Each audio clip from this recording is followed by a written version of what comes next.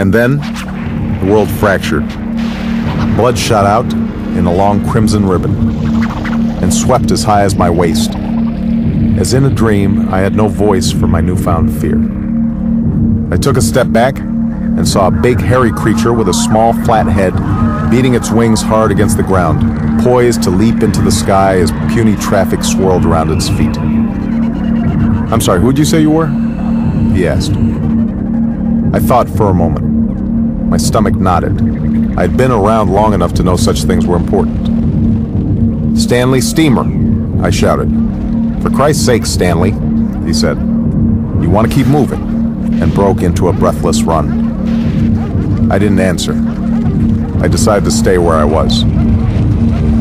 And then, the slow-motion cascade of towers crumbling into themselves, the sun bright as a furnace, the trembling blue plain of the Pacific, swelling the rivers and fields until the streets gushed with water.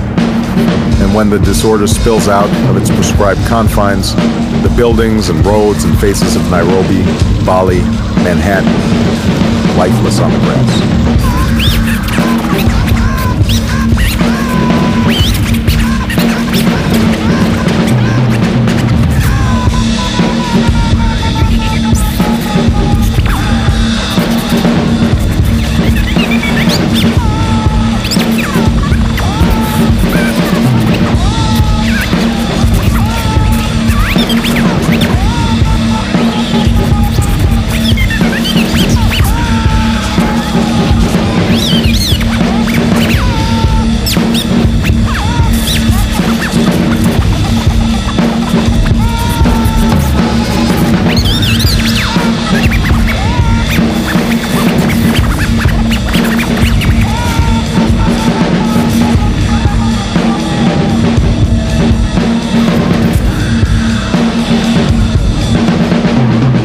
Along the side of the road, inner-city mothers and corn and bean farmers, their heads toward the sky, their mouths wrapped with handkerchiefs that blunt the exhaust.